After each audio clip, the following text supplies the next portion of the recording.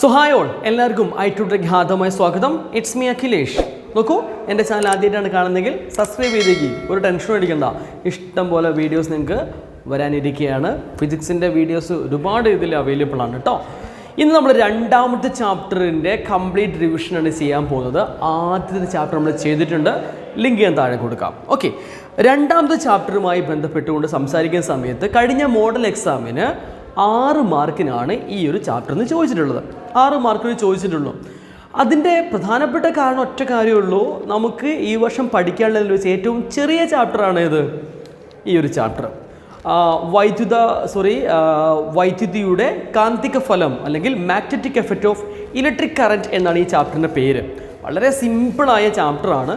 പ്രധാനമായിട്ടും സോളിനോയിഡുമായി ബന്ധപ്പെട്ട കുറേ കാര്യങ്ങളും മോട്ടോറുമായി ബന്ധപ്പെട്ട കുറച്ച് കാര്യങ്ങൾ മാത്രമാണ് പഠിക്കാനുള്ളത്. ചാപ്റ്റർ ആദ്യമായി പഠിക്കാനുള്ള കാര്യങ്ങൾ എന്തൊക്കെയാണെന്ന് നോക്കാം. നിങ്ങൾക്ക് ഓർത്തെടുക്കാൻ പറ്റുന്ന കാര്യങ്ങൾ തന്നെയാണ്. ഒരു ചാലകം, ഒരു സ്ട്രെയിറ്റ് ലൈൻ കണ്ടക്ടർ, ഒരു നേരുള്ള ചാലകല്ലേ, അതിന് ചുറ്റുമുള്ള കാന്തിക മണ്ഡലം എങ്ങനെ കണ്ടുപിടിക്കാം, കൂടാതെ ഒരു സോളിനോയിഡിന് ചുറ്റുമുള്ള കാന്തിക മണ്ഡലം എങ്ങനെ കണ്ടുപിടിക്കുന്നു. പിന്നെ നമ്മൾ പഠിക്കുന്നത് എന്താണ്, വലത് കൈ പെരുവിരൽ നിയമം എങ്ങനെയാണെന്ന് പഠിക്കാനുണ്ട്. അതേപോലെ ഇതിൽ തന്നെയുള്ള അതായത് റൈറ്റ് ഹാൻഡ് തമ്പ് റൂൾ കേട്ടോ, ഇതിലുള്ള മറ്റൊരു നിയമമാണ് ഇടതു കൈ നിയമം, ലെഫ്റ്റ് ഹാൻഡ് റൂൾ. നിർഭാഗ്യവശാൽ നമുക്കത് എന്തിനില്ല, ഫോക്കസ് ഏരിയയിൽ വരുന്നില്ല കേട്ടോ. പക്ഷെ അതേ സമയത്ത് കാന്തിക മണ്ഡലത്തിൻ്റെ ദിശ കണ്ടുപിടിക്കാൻ നമ്മൾ മോട്ടോറിൻ്റെ കാര്യങ്ങളിൽ അത് ഉപയോഗപ്പെടുത്തണം. അതുകൊണ്ട് തന്നെ മോട്ടോർ തത്വം നിങ്ങൾ ഉറപ്പായിട്ടും പഠിച്ചിട്ടുണ്ടാവണം. മോട്ടോർ തത്വം പഠിച്ചു കഴിഞ്ഞാൽ അത് തന്നെയാണ് എന്ത്, ഇടതുകൈ നിയമം എന്ന് നിങ്ങൾക്ക് മനസ്സിലാവുകയും ചെയ്യും. ഓക്കെ, അപ്പോൾ നമുക്ക് എന്തായാലും ഡിസ്കസ് ചെയ്യുന്നുണ്ട്, നിങ്ങൾക്കത് വഴിയെ മനസ്സിലാവും. പിന്നെ മോട്ടോറിൻ്റെ ഘടനയും പ്രവർത്തനവും ലൗഡ് സ്പീക്കറിൻ്റെ ഘടനയും പ്രവർത്തനവും നമ്മൾ ഉറപ്പായിട്ടും പഠിച്ചിരിക്കണം. കഴിഞ്ഞ തവണ ചോദിച്ചിട്ടുള്ളത് ലൗഡ് സ്പീക്കർ ചോദിച്ചിട്ടുണ്ട്, മോട്ടോർ ചോദിച്ചിട്ടുണ്ട്, സോളിനോയിഡും ചോദിച്ചിട്ടുണ്ട്. ഈ 3 ഭാഗങ്ങളിൽ നിന്നുമാണ് ചോദ്യങ്ങൾ വന്നിട്ടുണ്ടായിരുന്നത്. കൂടാതെ ഒരു സോളിനോട് ചുറ്റുമുള്ള കാന്തിക മണ്ഡലത്തെ ബാധിക്കുന്ന ഘടകങ്ങൾ ഏതൊക്കെയെന്നുള്ള ചോദ്യവും വന്നിട്ടുണ്ടായിരുന്നു. നമുക്ക് 1 by 1 ആയിട്ട് പോരാം. ആദ്യം നിങ്ങൾ മനസ്സിലാക്കേണ്ട കാര്യത്തിലേ ഉള്ളൂ, എങ്ങനെയാണ് ഒരു ചാലകത്തിന് ചുറ്റും കാന്തിക മണ്ഡലം രൂപപ്പെടുന്നത്. അത് നേർരേഖ ചാലകമായി കഴിഞ്ഞാലും ഒരു വളഞ്ഞ ചാലകമായി കഴിഞ്ഞാലും, അതായത് ലൂപ്പ് എന്ന് പറയും, ഇങ്ങനെയുള്ള ചാലകമല്ലേ. അത്തരം ചോദ്യങ്ങൾ ടെക്സ്റ്റ് ബുക്ക് കാണുന്നുണ്ട്, നിങ്ങൾ കണ്ടിട്ടുണ്ടാവും. അവിടെ നിങ്ങൾ പ്രധാനമായിട്ട് ഫോക്കസ് ചെയ്യേണ്ട കാര്യമൊന്നും വരുന്നില്ല. അത് വലത് കൈ പെരുവിരൽ നിയമം അല്ലെങ്കിൽ റൈറ്റ് ഹാൻഡ് തമ്പ് റൂൾ ഉപയോഗപ്പെടുത്തി നമ്മൾ പഠിക്കേണ്ടത്. ആദ്യം നിങ്ങൾ മനസ്സിലാക്കി വെക്കുക, right hand thumb rule is used to find out the magnetic field produced by a current carrying conductor. വൈദ്യുതി കടന്നു പോകുന്ന ഒരു ചാലകത്തിന് ചുറ്റുമുള്ള കാന്തിക മണ്ഡലത്തിൻ്റെ ദിശ കണ്ടുപിടിക്കാൻ ഉപയോഗിക്കുന്ന നിയമമാണ് എന്ത്, വലതുകൈ പെരുവിരൽ നിയമം. ഇത് വളരെ സിമ്പിളാണ്, അതാണ് ഞാൻ ആദ്യം തന്നെ പറയാൻ പോകുന്നത്. നമ്മുടെ കയ്യിൽ വൈദ്യുതി പ്രവഹിക്കുന്ന ഒരു ചാലകം ഉണ്ടെന്ന് സങ്കല്പിക്കുക. നോക്കൂ, ഈ ഒരു പേന, ഇതൊരു ചാലകമാണെന്ന് വിചാരിക്കുന്നു. ഇതിൽ മുകളിലേക്ക് വൈദ്യുതി കടന്നു പോകുന്നുണ്ട്. അപ്പോൾ നമ്മൾ എന്ത് ചെയ്യണം, നമ്മൾ വൈദ്യുതി കടന്നു പോകുന്ന ചാലകത്തെ വലത് കൈ കൊണ്ട് ചുറ്റി പിടിച്ചു, ഈ രീതിയിൽ പിടിച്ചു എന്ന് സങ്കല്പിക്കണം. എന്നിട്ട് എന്താ പറയുന്നത്, നമ്മുടെ തള്ളവിരൽ വൈദ്യുത പ്രവാഹത്തിൻ്റെ ദിശയെ സൂചിപ്പിക്കുന്നുവെങ്കിൽ മടക്കി വെച്ച വിരലുകൾ എന്തിനെ സൂചിപ്പിക്കുന്നു, കാന്തിക മണ്ഡലത്തെ സൂചിപ്പിക്കുന്നു. മനസ്സിലാവുന്നുണ്ടോ? ഇനി താഴോട്ടേക്കാണല്ലോ, ഇങ്ങനെയാണ് നമ്മൾ സൂചിപ്പിക്കേണ്ടത്, താഴോട്ടേക്കാണ് തമ്പ് കാണിക്കേണ്ടത്. Okay, so imagine you hold a current carrying conductor in your right hand. Okay, the thumb indicates the direction of electricity, then the curled fingers, the folded fingers gives the direction of magnetic field. നോക്കൂ, ഇങ്ങോട്ടേക്കാണ് വൈദ്യുതി പോകുന്നതെന്ന് വിചാരിക്കൂ, കാരണം ഇങ്ങോട്ടേക്കാണ് പോകുന്നത്. അപ്പോൾ നമ്മൾ എങ്ങനെ കണ്ടുപിടിക്കണം, ഇവിടെ ഇങ്ങനെയാണ് പിടിക്കേണ്ടത്. അപ്പോൾ എങ്ങനെയാണ് ഈ സൈഡിൽ കാന്തിക മണ്ഡലം, ഇങ്ങനെയാണ് അല്ലേ. നിങ്ങളിതാ ഞാൻ എങ്ങനെ കാണിച്ചു തരാം, വൈദ്യുതി ഇങ്ങോട്ടേക്കാണ് വരുന്നത് കേട്ടോ. അപ്പോൾ നമ്മൾ വലതു കൈ ഇങ്ങനെ പിടിക്കണം. അപ്പോൾ ഇവിടെ മടക്കി വെച്ച വിരലുകൾ കണ്ടില്ലേ, അപ്പോൾ ഇത് എങ്ങോട്ടേക്ക് കാണിക്കുന്നത്, ഈ ഭാഗത്ത് ഇങ്ങനെയാണ്. ഇത് ഏത് ദിശയാണ് നമുക്ക് പറയാൻ പറ്റും, ഈ ദിശ അപ്രദക്ഷിണ ദിശയാണ്. ഓക്കെ, അപ്പോൾ അപ്രദക്ഷിണം എങ്ങനെയാണ്, പ്രദക്ഷിണം എങ്ങനെ നമ്മൾ പറയണം. ഇനി അതേ സമയത്ത് ഈ ഒരു ഭാഗത്ത് ഏത് രീതിയിലാണ് നമുക്ക് നോക്കാം. ഇങ്ങനെ തന്നെയാണ്, അത് ഈ സൈഡ് എടുക്കുമ്പോൾ ഇതാ ഇങ്ങനെയാണ് വരുന്നത്, കണ്ടോ, വിരലുകൾ കണ്ടോ. അപ്പോൾ നമ്മൾ ഇങ്ങനെയല്ലേ കറക്കേണ്ടത്, ഇവിടെ അപ്പോൾ എങ്ങനെയാണ്? പ്രദക്ഷിണ ദിശയിലാണ്. അപ്പോൾ പ്രദക്ഷിണ ദിശയിലാണോ അപ്രദക്ഷിണ ദിശയാണോ? South, north, ഉത്തരധ്രുവം, ദക്ഷിണധ്രുവം. അത് നിങ്ങൾ ഉറപ്പായിട്ടും പഠിച്ചു വെക്കണം. പഠിക്കാനുള്ള വളരെ എളുപ്പമുള്ള മാർഗ്ഗമാണ് നമ്മൾ എസ് എന്നും എൻ എന്നും നമ്മൾ ഇങ്ങനെ എഴുതി വെക്കുന്നു. നിങ്ങൾക്ക് അറിയാവുന്ന കാര്യമാണിത്. രണ്ടിൻ്റെ അഗ്രത്ത് നമ്മൾ ആരോ കൊടുക്കുന്നു. സൗത്ത് എന്താ പറയുന്നത്? മുന്നോട്ട് ഇങ്ങനെ പോകാൻ പറയണോ? ഈ വാല് ഇങ്ങോട്ടേക്ക് പോകാൻ പറയുമ്പോൾ നമുക്ക് ടോട്ടൽ എങ്ങനെ പറയാം? ഇങ്ങനെ പറയാം. കിട്ടിയോ? ഇനി നോർത്തിൻ്റെ കാര്യം പറയുകയാണെന്നുണ്ടെങ്കിലോ, ഇങ്ങോട്ടേക്ക് പോകാൻ പറയുന്നത് ഇവരോ ഇങ്ങോട്ടേക്ക് പോവാൻ ഇത് രണ്ടാളോട് പറയുന്നത് എങ്ങനെയാണ്? ഇതാണ് ദിശ. ഇത് ആൻറ്റി ക്ലോക്ക് വൈസ് ആണ്. എൻ ആൻറ്റി ക്ലോക്ക് വൈസ് ആണ്. ഇതെന്താണ്? ക്ലോക്ക് വൈസ് പ്രദക്ഷിണ ദിശ, അപ്രദക്ഷിണ ദിശ. അപ്പം പ്രദക്ഷിണ ദിശയിലാണ് കാണിക്കുന്നതെങ്കിലോ അത് സൗത്ത് പോൾ ആയിരിക്കും. അപ്പോൾ കറണ്ട് ഇങ്ങോട്ടേക്ക് പോകുമ്പം ഈ ഭാഗം നമുക്ക് ഏതാണ് കിട്ടിയിരിക്കുന്നത്? സൗത്ത് പോളാണ് കിട്ടുന്നത്. അപ്പോൾ സ്വാഭാവികമായിട്ട് ഈ ഭാഗം എന്തായിരിക്കും? നോർത്ത് പോളായിരിക്കും. നമുക്കൊരു സ്വാഭാവികമായിട്ടും മനസ്സിലാക്കി വെക്കാൻ പറ്റും. കറണ്ടിൻ്റെ ദിശ അങ്ങോട്ടേക്കാണെങ്കിൽ കാന്തിക മണ്ഡലം എങ്ങോട്ടേക്കായിരിക്കും? നേരെ വിപരീത ദിശയിലാണ് പോകുന്നത്. നമുക്കൊരു ഐഡിയ ഉണ്ടാക്കിയെടുക്കാൻ പറ്റും. ക്ലിയർ ആവുന്നുണ്ടല്ലോ? ഓക്കെ. ഇവിടെ ആൻറ്റി ക്ലോക്ക് വൈസ് ആണ്, ഇത് നോർത്താണ്. നോർത്ത് നിന്ന് സൗത്തിലേക്കല്ലേ കറണ്ട് പോവാ. ഇത് പ്രദക്ഷിണ ദിശയാണ്. അപ്പം എന്താണ്? സൗത്ത് പോളാണ്. അപ്പോൾ വൈദ്യുതി അങ്ങോട്ടേക്ക് പ്രവഹിക്കുമ്പോൾ സ്വാഭാവികമായിട്ട് കാന്തിക മണ്ഡലം നോർത്ത് നിന്നും സൗത്തിലേക്ക് പ്രവഹിക്കുന്നു എന്ന് നമുക്കൊരു ഐഡിയ കിട്ടും. ഒരു പിക്ചർ ഉണ്ട് ടെക്സ്റ്റ് ബുക്കിൽ. അതിൽ നമ്മൾ എന്തുപയോഗിച്ചാണ് കണ്ടുപിടിക്കുന്നത്? മാഗ്നറ്റിക് നീഡിൽ അല്ലെങ്കിൽ മാഗ്നറ്റിക് കോമ്പസ് ഉപയോഗപ്പെടുത്തി നമുക്ക് എന്ത് കണ്ടുപിടിക്കാൻ പറ്റുന്നുണ്ട്? കാന്തിക മണ്ഡലത്തിൻ്റെ ദിശ കണ്ടുപിടിക്കാൻ പറ്റും. കൂടുതലായിട്ട് പറയുന്ന ഭാഗമാണെന്ത്? വലത് കൈ പെരുവിരൽ നിയമം. മനസ്സിലാവുന്നുണ്ടോ? ഇനി നിങ്ങൾ ഇങ്ങനെ മനസ്സിലാക്കി വെച്ചാൽ മതി. ഇതേ കാര്യം തന്നെ ഉപയോഗപ്പെടുത്തിയ സോളിനോയിഡിൽ നമ്മൾ പറയുന്നത്. സോളിനോയിഡിൽ ഈ വർഷം ചോദ്യം തന്നെയാണത്. സോളിനോയിഡിൽ വൈദ്യുതി ഒരഗ്രത്ത് പ്രദക്ഷിണ ദിശയിൽ ക്ലോക്ക് വൈസിലാണ് പ്രവഹിക്കുന്നത് എങ്കിൽ വൈദ്യുതി അങ്ങോട്ടേക്ക് പോകുന്നത് എങ്ങനെയാ? പ്രദക്ഷിണമായിട്ടാണ് പോകുന്നത് എങ്കിൽ അവിടെ ഏത് ആണ്? അവിടെ നമ്മൾ വൈദ്യുതി ദിശ കണ്ടിട്ട് കാര്യമല്ല. എന്ത് കാണണം? സോളിനോയിഡിലുള്ള വൈദ്യുതിയുടെ പ്രവാഹം എങ്ങനെയാണെന്ന് കണ്ടുപിടിക്കണം. ക്ലോക്ക് വൈസ് ആണെങ്കിൽ, പ്രദക്ഷിണമാണെങ്കിൽ അവിടെ സൗത്ത് എന്നും കഴിഞ്ഞ എക്സാമിന് അതാണ് ചോദിച്ചിട്ടുള്ളത്. ഇനി അപ്പോൾ ഓട്ടോമാറ്റിക് ഈ സൈഡ് എന്തായിരിക്കും? അപ്രദക്ഷിണമായിരിക്കും, ആൻറ്റി ക്ലോക്ക് വൈസ് ആയിരിക്കും. അവിടെ നോർത്ത് പോളും ആയിരിക്കും. കിട്ടിയോ? ഇതാണ് നമ്മൾ വലത് കൈ പെരുവിരൽ ദിനവുമായി ബന്ധപ്പെട്ടുകൊണ്ടും സോളിനോയിഡുമായി ബന്ധപ്പെട്ടുകൊണ്ടും പറയുന്നത്. സോളിനോയിഡുമായി ബന്ധപ്പെട്ട മറ്റൊരു ചോദ്യമാണ്, ഒരു സോളിനോയിഡ് ഉണ്ടാക്കുന്ന കാന്തിക മണ്ഡലത്തിൻ്റെ അളവ് വർദ്ധിപ്പിക്കുവാനുള്ള മാർഗങ്ങൾ എന്തൊക്കെയാണെന്നാണ് ചോദ്യം. അത് വളരെ സിമ്പിളാണ്, നമുക്ക് ഓൾറെഡി അറിയാവുന്ന കാര്യം തന്നെയാണ്. സോളിനോയിഡിൻ്റെ ചുറ്റുകളുടെ എണ്ണം വർദ്ധിപ്പിക്കുക. Increase the number of terms of the solenoid. രണ്ടാമത് എന്താണ്? ഇതിലൂടെ നമ്മൾ വൈദ്യുതി പ്രവഹിപ്പിക്കുമ്പോഴാണ് എന്ത് സംഭവിക്കുന്നത്? ചുറ്റും കാന്തിക മണ്ഡലം ഉണ്ടാവുന്നത്. So increase the amount of current, വൈദ്യുതിയുടെ അളവ് വർദ്ധിപ്പിക്കുക. സോ ഇത് രണ്ട് മാർഗങ്ങളല്ലാതെ ഒരു മാർഗം കൂടിയുണ്ട്. ഇതിൻ്റെ ഉള്ളിലേക്ക് ഒരു പച്ചിരുമ്പ് core പ്രവേശിപ്പിക്കുക. Insert or introduce a soft iron core inside the solenoid. അവിടെ നിങ്ങൾക്ക് പണ്ട് നിങ്ങൾ പഠിച്ചൊരു കാര്യമുണ്ട്. നിങ്ങൾ ആദ്യമായിട്ട് വൈദ്യുതകാന്തം പഠിച്ചത് ഇങ്ങനെയായിരുന്നു. നമ്മളൊരു അയൺ നെയിൽ അല്ലെങ്കിൽ ഒരു ഇരുമ്പിൻ്റെ ആണി എടുക്കുന്നു. ഇതിൻ്റെ മുകളിൽ നമ്മൾ ചെമ്പ് കമ്പി ചുറ്റി വെക്കുന്നു. ചെമ്പ് കമ്പി ചുറ്റിയതിന് ശേഷം നമ്മളൊരു ബാറ്ററി കണക്ട് ചെയ്ത് കഴിഞ്ഞാൽ ഈ മൊത്തം ഭാഗം എന്തായിട്ട് മാറും? ഒരു വൈദ്യുതകാന്തമായിട്ട് മാറും. നമ്മൾ ഈ ആണി ഒഴിവാക്കി കഴിഞ്ഞാൽ ഇവിടെ ഉണ്ടാകുന്ന കാന്തിക മണ്ഡലത്തിൻ്റെ ശക്തി എന്താവും? കുറയും. ഓക്കെ, അപ്പോൾ എന്ത് മനസ്സിലായി? ഇവിടെ ഒരു പച്ചിരുമ്പ് കോർ വെച്ചാൽ, സോഫ്റ്റ് അയൺ കോർ ഇൻട്രൊഡ്യൂസ് ചെയ്താൽ നല്ല കാന്തിക മണ്ഡലം ഉണ്ടാവും. രണ്ടാമത്തത്, ചുട്ടിൻ്റെ എണ്ണം എത്രമാത്രം കൂടുന്നോ അത്രമാത്രം കാന്തിക ശക്തി കൂടും. ഇവിടെ ഒരു ബാറ്ററിയോട് കണക്ട് ചെയ്ത് കഴിഞ്ഞാലോ, ഒരു ബാറ്ററിയോട് കുടുക്കിയാൽ കുറച്ചുകൂടി ശക്തിയേറിയ കാന്തിക മണ്ഡലം ഉണ്ടാവും. ഇത് നിങ്ങൾ മനസ്സിലാക്കി വെക്കണം. ഇവിടെ തന്നെ ഉണ്ടാവുന്ന മറ്റൊരു ചോദ്യമാണ്, സോളിനോയിഡ് തന്നെയാണ് ഇതിൽ പ്രധാനമായിട്ടും വരുന്നത്. ഒരു സോളിനോയിഡ് ഉണ്ടാക്കുന്ന കാന്തിക മണ്ഡലവും ഒരു ബാർ കാന്തം ഉണ്ടാക്കുന്ന കാന്തിക മണ്ഡലവും തമ്മിലുള്ള പ്രധാനപ്പെട്ട വ്യത്യാസങ്ങൾ എന്തൊക്കെയാണ്, സാമ്യതകൾ എന്തൊക്കെയാണ്, രണ്ടും ചോദിക്കും. എന്താണ് ഇവയുടെ പ്രധാനപ്പെട്ട വ്യത്യാസങ്ങൾ? വ്യത്യാസം എന്ന് പറഞ്ഞ സംഭവം ഇത്രയേ ഉള്ളൂ. കാന്തിക മണ്ഡലം തുല്യമാണ്. The magnetic field produced by the bar magnet and the solenoid are always same, ഒരേപോലെയാണ് ഉണ്ടാക്കുന്നത്. പക്ഷേ നമുക്കിവിടെ പ്രധാനപ്പെട്ട ഒരു കാര്യമുണ്ട്. നമുക്ക് സോളിനോയിഡ് ഉണ്ടാക്കുന്ന കാന്തിക മണ്ഡലത്തിന്റെ ശക്തി കൂട്ടുവാനും കുറയ്ക്കുവാനും പറ്റും.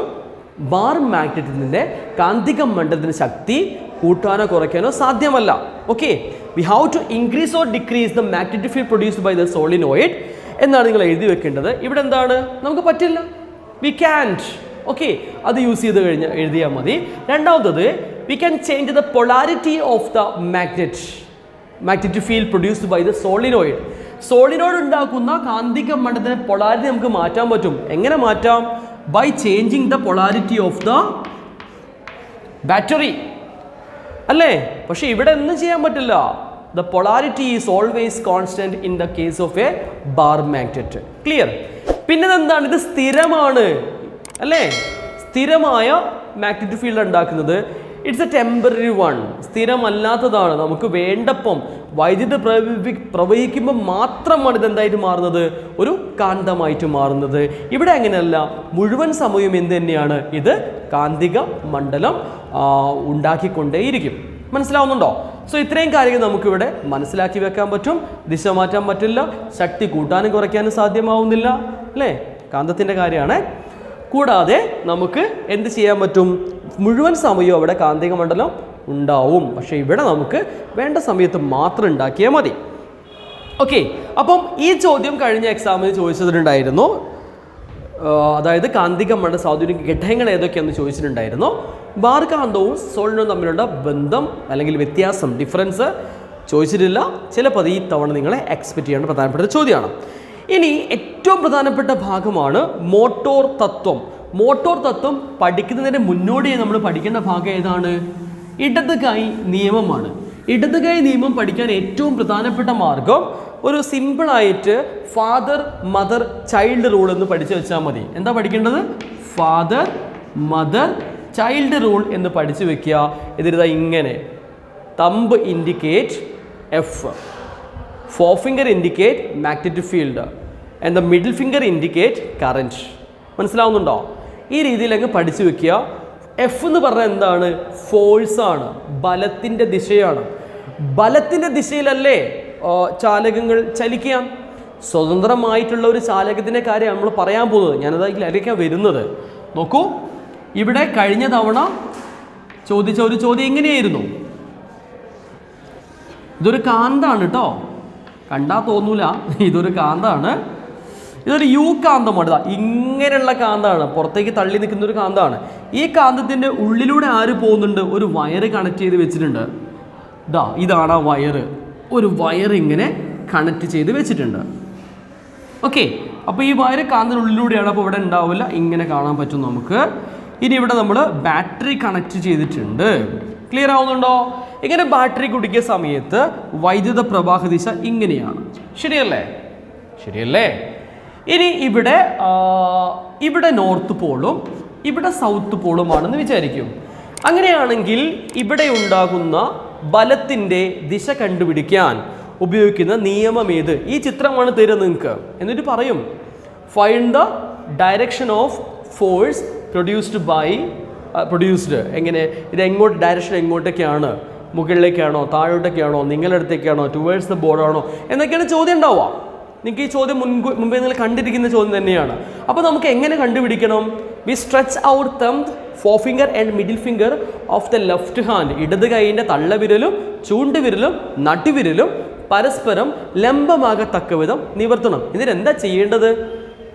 FBI അല്ലേ? അല്ല, ഫാദർ മദർ ചൈൽഡ്. മദർ എന്ന് പറഞ്ഞാൽ കാന്തിക മണ്ഡലം മാഗ്നറ്റിക് ഫീൽഡ്, ചൈൽഡ് എന്ന് പറഞ്ഞാൽ കറൻറ്റ്, സി അല്ലേ ചൈൽഡ് കറൻറ്റ്, എഫ് എന്ന് പറഞ്ഞാൽ ബലം. ഞാൻ ഓൾറെഡി പറഞ്ഞു കഴിഞ്ഞു. അപ്പോൾ നമ്മൾ എന്താ ചെയ്യേണ്ടത്? നമുക്ക് അറിയാവുന്ന ആൾക്കാർ ആരൊക്കെയാണ്? We know the direction of magnetic field. കാന്തിക മണ്ഡല ദിശ നമുക്കറിയാം. എങ്ങോട്ടേക്കാണ്? നോർത്ത്, പുറത്തേക്കാണ് വരുന്നത് അല്ലേ? ഇങ്ങോട്ടേക്കല്ലേ? ഞാൻ പറഞ്ഞത് ഇങ്ങനെയുള്ള കാന്തം എന്ന് പറഞ്ഞു. 3D പിക്ചറാണ്, കണ്ടിട്ട് മനസ്സിലാവില്ല നിങ്ങൾക്ക്. ഇന്നെക്കാട്ടും നല്ല ഡ്രോയറുകൾ എവിടെ കാണാൻ പറ്റും? കഴിഞ്ഞ തവണ ഞാൻ ഡ്രോയർ എന്ന് പറഞ്ഞപ്പോൾ ചില കുട്ടികൾ ചോദിക്കുക, സാർക്ക് ഡ്രോയറിൻ്റെ അർത്ഥം അറിയുമോന്ന്. എന്ത് ചെയ്യും, ഒരു തമാശ അറിയാൻ പറ്റില്ല, എന്താ ചെയ്യുക? സോ നോർത്ത് നിന്ന് സൗത്തിലേക്കാണ് എന്ത് വരുന്നത്? കാന്തിക മണ്ഡലം വരുന്നത്. ശരിയാണല്ലോ, ക്ലിയർ? അപ്പോൾ നമ്മൾ വെച്ച കറക്റ്റാണ്, പുറത്തേക്കാണ് കാന്തിക മണ്ഡലം, നോർത്ത് നിന്ന് സൗത്തിലേക്ക്. കറണ്ട് എങ്ങോട്ടേക്ക് പോണേ? കറണ്ട് അങ്ങോട്ടേക്കല്ലേ? അപ്പം ഞാൻ വെച്ച കറക്റ്റ് അല്ല അല്ലേ? അപ്പം ഞാൻ എങ്ങനെ വെക്കണം? ഇങ്ങനെ വെക്കണം, ആണോ? അപ്പം നോക്കിയേ, കറണ്ട് അങ്ങോട്ടേക്ക് പോകുന്നു, കാന്തിമണ്ഡലം ഇങ്ങോട്ടേക്ക് വരുന്നു. അപ്പോൾ ബലം എങ്ങോട്ടേക്കാണ്? താഴോട്ടേക്കാണ് അല്ലേ? ബലം എങ്ങോട്ടേക്കാണ്? താഴോട്ടേക്കാണ് ബലം. മനസ്സിലാവുന്നുണ്ടോ? ഡൗൺവേർഡ് എന്നായിരിക്കും ചിലപ്പോൾ ക്വസ്റ്റ്യനിൽ ആൻസർ ആയിട്ട് തന്നിട്ടുണ്ടാവും. അപ്പോൾ താഴോട്ടേക്കാണ്. അങ്ങനെ ദിശ കണ്ടുപിടിക്കാൻ നമ്മൾ ഉപയോഗിക്കുന്ന നിയമമാണ് ഏത്? നമ്മുടെ ഫ്ലെമിങ്ങിൻ്റെ ഇടത്തുകൈ നിയമം. ഇതേ നിയമത്തെ മറ്റൊരു രീതിയിൽ പറയുകയാണെന്ത്? മോട്ടോർ തത്വത്തിൽ. എന്താ മോട്ടോർ തത്വത്തിൽ പറയുന്നത്? സ്വതന്ത്രമായി ചലിക്കുവാൻ കഴിയുന്ന ഒരു വൈദ്യുതി പ്രവഹിക്കുന്ന ചാലകം ഒരു കാന്തിക മണ്ഡലത്തിൽ വെച്ച് കഴിഞ്ഞാൽ എന്ത് സംഭവിക്കും? ആ ചാലകത്തിന് മുകളിൽ ഒരു ബലം പ്രേരിതമാകും എന്നാണ് പറയുന്നത്. ആ ബലത്തിൻ്റെ ഫലമായിട്ട് എന്ത് സംഭവിക്കുന്നു? ആ ചാലകം ചലിക്കും അല്ലേ? If you place A freely movable, English വരുന്നില്ലല്ലോ പഠിച്ചോനെ. We place a current carrying freely movable conductor in a magnetic field. What happen? If you place it, what happen? A force is induced on that conductor and it will move. Definition ഒക്കെ തെറ്റി പറഞ്ഞത്. പക്ഷേ എനിക്ക് കാര്യം മനസ്സിലായല്ലോ. Motor ഒന്ന് നോക്കിയാൽ മതി കേട്ടോ, ഇടയ്ക്ക് മൊത്തം കൺഫ്യൂഷനാണ്. കാര്യം മനസ്സിലായല്ലോ. മോട്ടോർ തത്വം അല്ലെങ്കിൽ മോട്ടോർ പ്രിൻസിപ്പിൾ നിങ്ങൾ മനസ്സിലാക്കി വെക്കുക. ഈ കാര്യം നിങ്ങൾ മനസ്സിലാക്കി വെക്കുക. ഇത്തരം ഒരു പിക്ചർ വന്നുകൊണ്ട് നമുക്ക് തന്നു കഴിഞ്ഞാൽ നമ്മളവിടെ ഇടത് കൈ നിയമമാണ് ഉപയോഗിക്കേണ്ടത്. നിങ്ങൾ പ്രാർത്ഥിക്കുക ഇടത് കൈ നിയമം വരാൻ. എന്താണ് അങ്ങനെ പറയാനുള്ള കാരണം എന്നറിയോ? നമ്മൾ ഇടത് കൈ നിയമം വന്നു കഴിഞ്ഞാൽ നമുക്കിങ്ങനെ കൈ ഇങ്ങനെ അങ്ങോട്ടും ഇങ്ങോട്ടൊക്കെ വെച്ചിട്ട് ചിലപ്പോൾ നമ്മൾ ഇങ്ങനെയൊക്കെ ഇരിക്കും. നോക്കൂ, ഇവിടെ എന്നും അതും കൂടി ഞാൻ കാണിച്ചു തരാം. ഇവിടെ നോർത്ത് പോളും ഇവിടെ സൗത്ത് പോളും ഞാൻ. അപ്പോൾ നമ്മൾ എങ്ങോട്ടേക്ക് കാന്തിക മണ്ഡലം വെക്കുക? ചൂണ്ടുവിരൽ ഇങ്ങനെ വെക്കണ്ടേ? അങ്ങോട്ടേക്കല്ലേ അല്ലേ? അപ്പോൾ കറണ്ട് ഇങ്ങോട്ടേക്ക്, അപ്പോൾ ഫോഴ്സ് മേലോട്ടേക്കാണ്. അപ്പോൾ ദിശ മാറുമ്പോൾ ഇത് കറക്റ്റാണ്. കാന്തിക മണ്ഡലത്തിൻ്റെ ദിശ മാറുമ്പോൾ എന്തും മാറും? ഡയറക്ഷൻ ഓഫ് ഫോഴ്സ് മാറുമല്ലോ. കാന്തിക മണ്ഡലം മാറ്റിയില്ലേ? അപ്പോൾ ഇങ്ങനെ. അപ്പോൾ നമുക്ക് എന്ത് ചെയ്യാറിയോ? ബാക്കോട്ട് ഇങ്ങനെ വെച്ചിട്ട് എടുത്ത് നോക്കി 2 3 ഇങ്ങനെ നമുക്ക് ചോദ്യങ്ങൾ ചോദിച്ചുകൊണ്ട് ഉത്തരങ്ങൾ കണ്ടെത്താൻ പറ്റുന്ന ഒരു പ്രധാനപ്പെട്ട ഒരു ഉപയോഗമുള്ള വസ്തുവാണെന്ത്? ഫ്ലെമിങ്ങിൻ്റെ ഇടത് കൈ നിയമം എന്ന് മനസ്സിലായിക്കൊണ്ട് അത് വരാൻ വേണ്ടി പ്രാർത്ഥിക്കുക. സാറ് കോപ്പി അടിക്കാൻ പ്രോത്സാഹിപ്പിക്കുകയാണോ? പ്രോത്സാഹനമൊന്നല്ല, ഇതൊക്കെ ആവശ്യമായിട്ട് വരും കേട്ടോ. അത് പോട്ടെ. അപ്പോൾ നമ്മൾ മോട്ടോറിൻ്റെ കാര്യങ്ങളാണ് ഇനി അടുത്ത് പറയാൻ പോകുന്നത്. ഏറ്റവും പ്രധാനപ്പെട്ട കാര്യങ്ങളാണ്. മോട്ടോറിൻ്റെ ഒരുപാട് കാര്യങ്ങൾ നമ്മൾ പറഞ്ഞിട്ടുണ്ട്. ഞാൻ അത്തരം വീഡിയോകളുടെ ലിങ്കൊക്കെ ഞാൻ ഡിസ്ക്രിപ്ഷനിൽ കൊടുക്കാം കേട്ടോ. ഒരുപാട് കാര്യങ്ങൾ നമ്മൾ ചെയ്തിട്ടുണ്ട് മോട്ടോറുമായി ബന്ധപ്പെട്ടിട്ട്. മോട്ടോർ എന്ന് പറയുമ്പോൾ നിങ്ങൾ ആദ്യം തന്നെ മനസ്സിലാക്കേണ്ടത് പ്രവർത്തന തത്വമാണ്. മോട്ടോറിൻ്റെ പ്രവർത്തന തത്വം മോട്ടോർ പ്രിൻസിപ്പിളാണ്. The working principle of motor is motor principle. അതിലൊരു മാറ്റവും വിചാരിക്കേണ്ട. ആൻഡ് എനർജി ചേഞ്ച്, എന്ത് ഊർജ്ജ മാറ്റമാണ് സംഭവിക്കുന്നത്? നമ്മൾ വൈദ്യുതി കൊടുക്കണം മോട്ടോറിൽ. നിങ്ങളുടെ വീട്ടിൽ മോട്ടോർ ഇല്ലേ? നിങ്ങളുടെ വീട്ടിൽ മോട്ടോർ ഉണ്ടല്ലോ അല്ലേ? ഉണ്ട്. നിങ്ങളുടെ വീട്ടിൽ മോട്ടോർ ഉണ്ടെങ്കിൽ ആ മോട്ടോർ നമ്മൾ വൈദ്യുതി കൊടുത്താൽ മാത്രമേ ആ മോട്ടോർ പ്രവർത്തിക്കുള്ളൂ. അതേ സംഭവം തന്നെയാണ് നമ്മൾ ഇവിടെയും പറയുന്നതെന്ന്. ഒരു വ്യത്യാസം അവിടെ വരുന്നില്ല. നോക്കൂ, ഈ ആർമേച്ചർ കോയിൽ നമ്മളൊരു പേര് കൊടുക്കുകയാണ്. ABCD എന്നാണ് പേര് കൊടുത്തിട്ടുള്ളത്.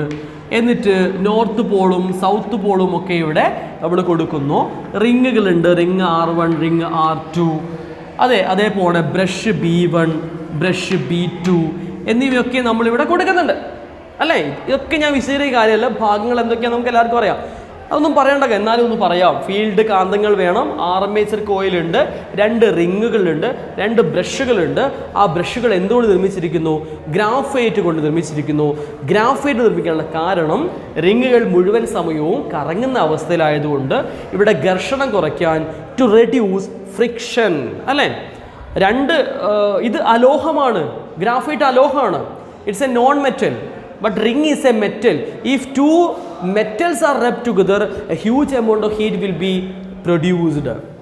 But a metal and a non-metal, the production of heat will be decreased. അതായത് കൂടുതൽ അളവിൽ താപം ഉൽപ്പാദിപ്പിക്കാതിരിക്കും.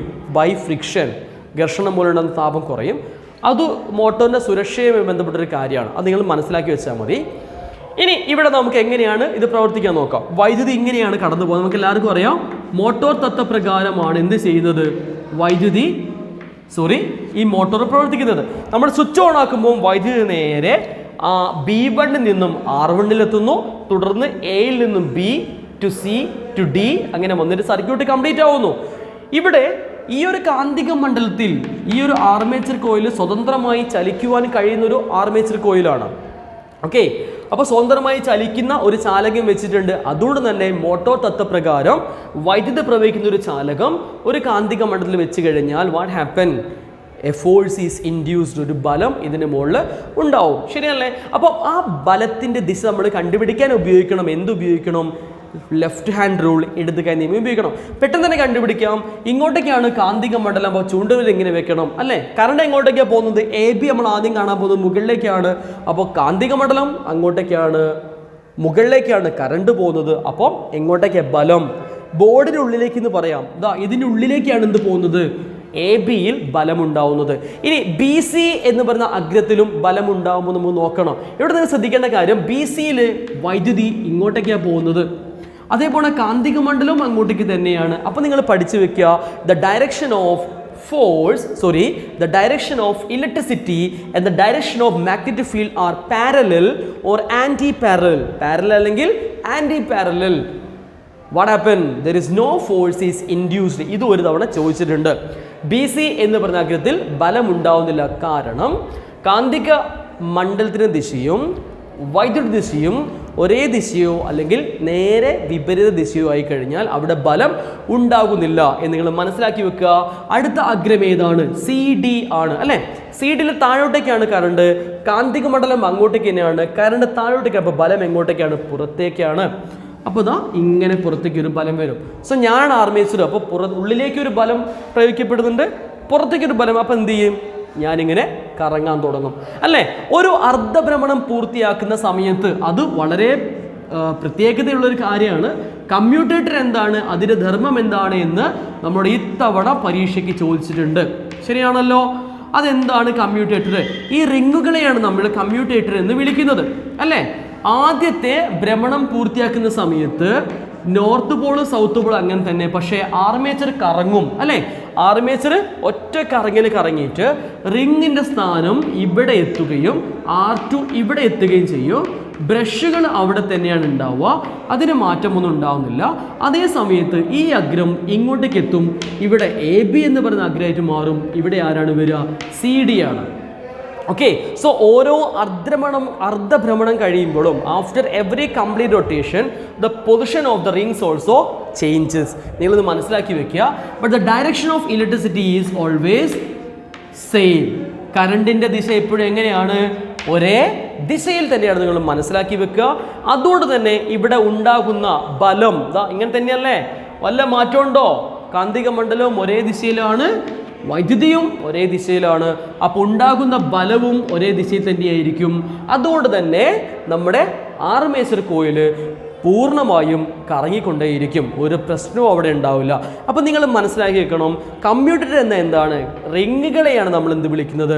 കമ്മ്യൂട്ടേറ്ററുകൾ എന്ന് വിളിക്കുന്നത്. എന്തുകൊണ്ട് വിളിക്കുന്നു? ഓരോ അർദ്ധഭ്രമണത്തിന് ശേഷവും ആർമേച്ചർ കോയിലിലൂടെയുള്ള വൈദ്യുതിയുടെ ദിശ മാറ്റുവാൻ സഹായിക്കുന്നതാണ് കമ്മ്യൂട്ടേറ്ററുകൾ. അങ്ങനെ മാറേണ്ടതുണ്ട്. അതുകൊണ്ട് തന്നെ ഇവ എന്ത് വിളിക്കുന്നു? കമ്മ്യൂട്ടേറ്ററുകൾ എന്ന് വിളിക്കുന്നു. Every half rotation of the armature coil direction of electricity is changed with the help of the rings. Because of that reason we call them as commutator എന്ന് നിങ്ങൾ മനസ്സിലാക്കി വെക്കുക. It's A very very important question. Text ബുക്കിൽ ഇതിൻ്റെ ഒരു working പറഞ്ഞതിന് ശേഷം കറക്റ്റായിട്ട് താഴെ കമ്മ്യൂട്ടറിൻ്റെ ഡെഫിനിഷൻ കറക്റ്റായിട്ട് കൊടുത്തിട്ടുണ്ട്. അത് മസ്റ്റായിട്ട് പഠിക്കണം. കഴിഞ്ഞ എക്സാമിന് ചോദിച്ചിട്ടുണ്ട്. കഴിഞ്ഞത് ഞാൻ പറയുന്നത് മോഡൽ എക്സാമിൻ്റെ കാര്യമാണ് കേട്ടോ. ഇനി നമ്മുടെ മോട്ടോർ കഴിഞ്ഞാൽ വരുന്ന അവസാനത്തെ ഭാഗമാണ് ലൗഡ് സ്പീക്കർ. ഞാൻ ഓൾറെഡി പറഞ്ഞു, ആകെ കൂടി 10 പേജുള്ള ഈ ഒരു ചാപ്റ്റർ.